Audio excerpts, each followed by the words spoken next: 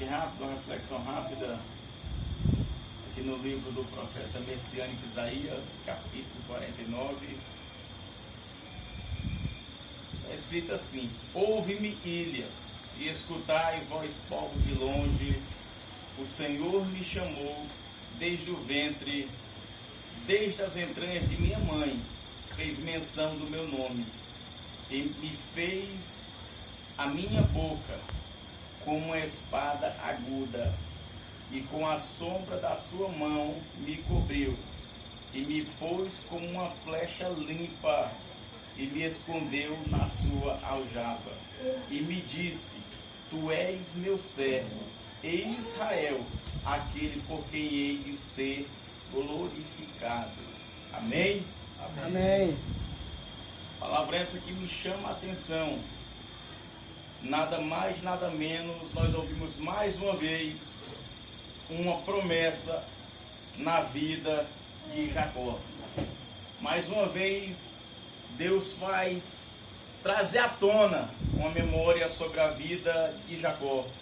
Porque se falar de Jacó é fácil, falar de Jacó é algo simples, porque todos nós um dia fomos Jacó.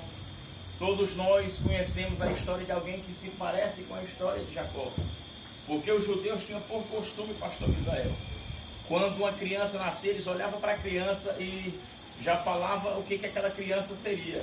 Eles tinham algo conhecido como onomatopeia, princípio de adivinhação. E quando eles olharam ao Jacó, eles disseram: vai ser suplantador, vai ser enganador, vai ser trapaceiro, vai ser usurpador.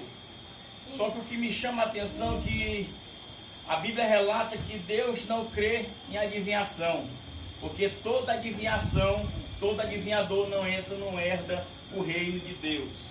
E o que me chama a atenção para essa história, que Deus escolheu Jacó, só que Jacó não entendia porque Deus havia escolhido, porque o tempo se passa e a promessa não se cumpre, e Jacó começa a pagar preço, começa a sofrer, começa a passar por lutas. Primeiro propósito na vida de Jacó: Jacó enganou o seu irmão de forma nenhuma. Ele comprou a sua primogenitura. E Jacó também não teve a culpa de enganar o seu pai Isaac. A sua mãe comprou a maldição sobre a sua vida. E então o tempo se passa, Jacó chega até a casa de Labão.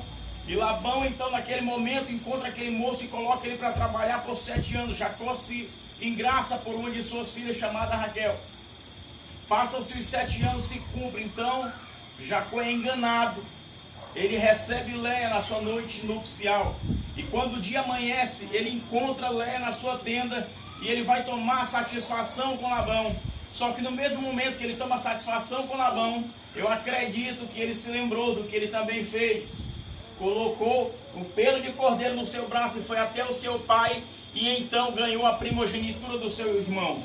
E então naquele momento Jacó recebe também Raquel por mais 7 anos de trabalho. Depois ele passa mais 7 anos trabalhando, pastor Misael. E então ele enriquece e decide ir embora. E o que me chama a atenção nessa passagem é que quando Jacó vai embora, Raquel passa na tenda do seu pai e carrega todos os ídolos.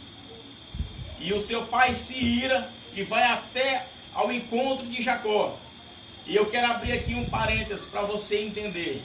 Jacó era uma flecha limpa, guardada na mão de Deus. Só que para Jacó ser limpo, ele teve que passar 21 anos pagando preço. Agora o que me chama a atenção é que quando Deus aparece para Labão, ele aponta o dedo na cara de Labão e diz: não mexe com Jacó.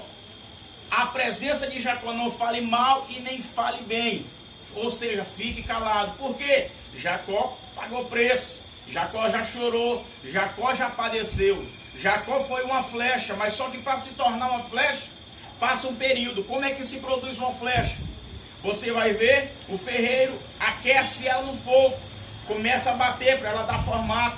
Depois que ela começa a ter o formato pontiagudo, pastor Dorival, começa-se a passar a lima para poder afiar. E cada vez que passa-se a lima, o que me chama a atenção, pastorinho, é que Jacó começa a ser moldado, começa a ser trabalhado, começa a ser lapidado, até que então eles ficam a flecha pronta para ser utilizada. Só que Jacó não tinha nome. Jacó não era ninguém. Jacó era alguém que ninguém conhecia. Só que Deus preparou Jacó, formou Jacó em uma flecha e guardou na sua aljava. Tem muitas pessoas que estão guardadas na aljava de Deus e começam a questionar, pastor Dinho, Deus esqueceu de mim. Deus não está lembrando da promessa, Deus não lembra da minha história, só que é só um momento, Deus lembra de você, Deus só te guardou na aljava dele, a qualquer momento ele vai te pegar, vai te colocar no arco, como flecha limpa na mão do guerreiro, tem ponto certo, e Deus então vai te levantar. E o que me chama a atenção é que naquele período, Jacó se engraçou com Raquel. Tem muitas pessoas que se engraçam com Raquel, só que Deus tem Léia para a nossa vida. Pastor, resume o que é isso. Eu quero dizer, tem bênção que é linda para o teu olho, tem bênção que vai te agradar, vai encher o teu desejo. Só que aquela bênção ela é passageira. Quem conhece a história sabe que Raquel no decorrer da história morre, mas Léia vai até o final com Jacó. Ou seja, tem coisas que você está desejando, mas Deus tem algo melhor para te entregar. Aleluia. Então, meu irmão, se você é uma flecha limpa, tem um detalhe.